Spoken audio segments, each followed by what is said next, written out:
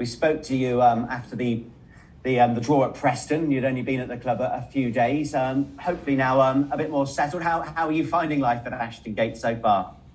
I settling quite well. Actually, I have an apartment now in Bristol, in the city, and I feel more and more comfortable. Obviously, with my own apartment, that makes everything a bit easier. So I can cook for myself and walk around and explore the city a bit better. I'm really enjoying it at the moment. And on the pitch, how much did you enjoy a hard-working win against Reading on Wednesday night? Well, obviously it was a tough game. We knew that they had quality, and they have. I mean, even when I was on the pitch, I was surprised that they are that low in the league table, because I thought they have a really good team. They had a good spirit on the pitch, and the good thing was that we were able to bounce back after the Blackpool game, and I'm very happy with the 3 points, obviously. And if I can just talk about some of your teammates, inevitably, I guess you and Thomas Callas have a good relationship on and off the pitch. He's an international player. How much are you enjoying playing with him so far? It's not only him that I'm enjoying playing with.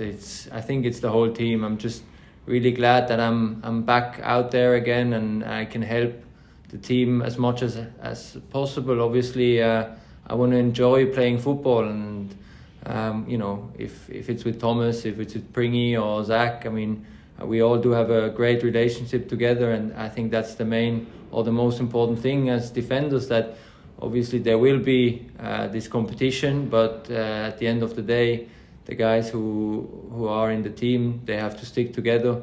I always said metaphor in Norwich, where I said, like, we all have to row together in the same direction in the boat, and I think we are doing it. And that's the most important thing, yeah. And what would it mean to the players to get a clean sheet? I think it's 10 games without a clean sheet, but I'm assuming you're working very hard in training to try and put that right. I'm not a big fan of talking about clean sheets all the time.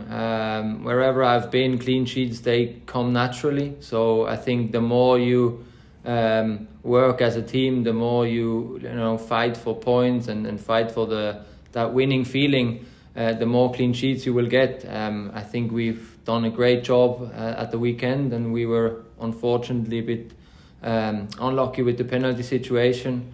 So that was maybe it was my mistake that we conceded that penalty. But it is what it is sometimes in football. You have to work hard, you have to keep digging, and the clean sheets will come. But the main the most important thing is that we win games and we go out and fight together as a team, and I think we showed that at the weekend.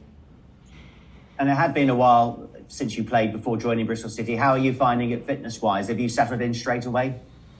Yeah, well, obviously I kept myself fit during that time. I was training with the team and I played friendly games, so I tried to make sure that if there is a chance to play in a professional environment again, that I'm ready to go straight in. And when the first game came at Preston, I was actually I had the chat with Nigel and Curtis, and then I was like, in my head, I'm 25, I could go out and play every game, obviously, but I don't know. I know that my body is a bit older now, and obviously you have to adapt to the whole situation. But they said they trust me and they know what I can do, and that gave me the confidence to go out and perform right away and try my best to help the team. Because when we spoke to Curtis Fleming a couple of weeks ago, he was very strong on the point that age is just a number. I mean, is it just a number, or as you get older, do you have to get a bit wiser and look after yourself, maybe more than you did as a 25-year-old? Well, I mean, I look after myself quite well now. I would say when I was younger, I didn't do that as well as now. Obviously, you just learn with experience, and I can say that I'm in my head, as I said, I'm younger than my body, I would say. But I mean, that keeps me going, I think. And if you look at different teams with their centre backs, you will always find an old guy playing, and he's still performing well. I mean, Jagielka does an unbelievable job, I would say, and there are some other players out there as well that are just great examples for what you could achieve if you look after yourself. And I'm interested to get your take on some of the young players at Bristol City: Alex Scott, Noah Masengo, Antoine Semenyo. How do they compare to some of the players that won promotion with Norwich, for example? How excited are you playing with young talents like that?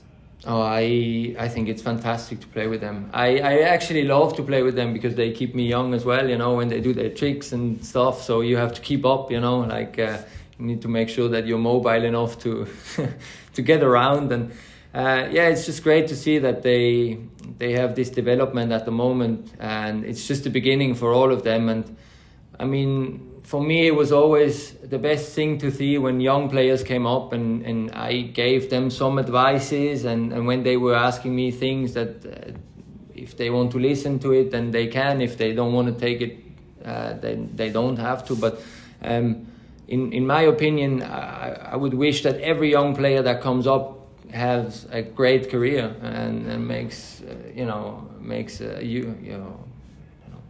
star out of himself, because that's just football. And I'm glad that we have so much talent in the team, and obviously you can see it right away. I mean, Anton, he's a strong young man, and he's at the moment not unplayable, but very hard to defend. And I'm happy that he's on my side. That's a good thing. And the same with Scotty and Han. They look very, very good, and I'm impressed. But there are some other players as well, some other young talents here, and I hope that they can come forward pretty soon as well and make their mark. And just finally, I know some players have a good memory of previous games they've played in and some don't. But I think the last time you played at Swansea for Norwich, you won 4-1. I don't know if you remember that game or not. But what kind of game are you expecting in Wales on Sunday against that side? I think you've lost 3 of the last 4 games, but it's an important game for the fans as well. Well, I know Ross very well. Obviously, we played together at Norwich. Now he's a manager, and I know his football. I know how he wants to play football, and I respect him very much because I knew him as skipper from Norwich, and then obviously, I looked up to him and I asked for advice when I came to England, and he helped me out quite a bit. And I think the football they want to play is really good, and sometimes that needs time. I think we had the same issue at Norwich as well, and then you will have those spells where you might look not very strong, but I promise you they have a very good team and they know how to play football, so we need to be ready for that. Yeah, because he's only 36, isn't he? But a very bright young coach already. As you said, age is just a number, right? You make a very good point. Listen, it's been a pleasure speaking to you, and all the best on Sunday and beyond. Thank you very much. Hiya, Tim. Hello. Nice to sort of meet. You talk about having to sort of learn how to look after your body as you progressed in your career. Is there anything specifically that you do, a secret, or things that you've taken from other players? Well, when I started to talk to Russell when I came to Norwich, he is vegan, so I started to, I was interested in the whole vegan thing. Obviously, we watched some documentaries on Netflix about how it is for sportsmen to be vegan and how that could affect your performance.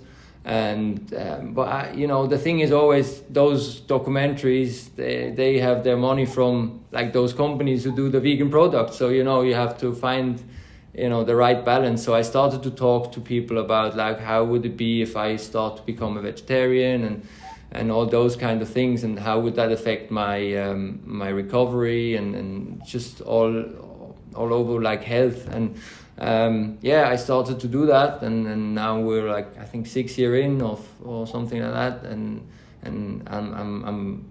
I'm feeling quite well. I think food is a major or one of the huge topics. If you're a professional, you have to look after. I mean, when I was 21, 22, I went after every game. I went straight to McDonald's. That wasn't the right thing to do. But as I said, you learn from experience, and I've learned how to treat my body, and my body gives me that treatment back, and I'm happy with that, yeah. Because if you don't mind me saying, it's very impressive that you hadn't played competitively since playing for Basel at the end of last season, and then you've gone straight into a championship halfway through where everyone's had pre-season, everyone's conditioned within the championship, and yet you're completing 90 minutes and looking perfectly fine. I mean, yeah, listen, don't get me wrong. I was tired for the last 10 minutes. What were you doing in Switzerland? In terms of keeping yourself fit? Well, obviously, I took care of my body because I knew that even when I played for FC Basel, I still had some issues with my knee, and I knew that there were some things not right with my body, and I took that chance to just make sure that my body is ready if there will be another club coming in. And that's why I went to do special training with my personal trainer. I did kickboxing, boxing on the side a little bit, just to make sure that, it's a mobility, and especially kickboxing, you can really dig in with the feet and with your legs, and that makes the knee a bit stronger as well. And then we were checking out some stability stuff. I took someone from the club, from FC Basel, and we went to look at sprinting shapes and how I could make sure that I'm staying mobile and all these kind of things. And the most important thing for me was that FC Basel gave me the chance to train with the team, because that kept me in that loop. Obviously, it's quite hard sometimes to get out of the business. And then, to get back straight in, it's hard because you don't have that group around you all the time. So that was the most important thing for me, just to be around someone to make sure that if there is that chance again, that I'm not basically here and then I'm I don't know what to do now. What was the you may have sort of touched on this previously, but what was the process in terms of you ending up a Bristol City player? Were you contacted, or were you contacting clubs? How did that process work? Yeah, obviously I have an agent, and he went to different clubs, and we had different options. And for me, the most important thing was that I wanted the club that I can see something is going on. There is a plan, there is a development going on, and maybe I can be a part of that whole thing. And I saw that at Bristol, and the talks with Nigel were really great and really honest. That was the most important topic for me in the end. That the talks with Nigel, they were honest.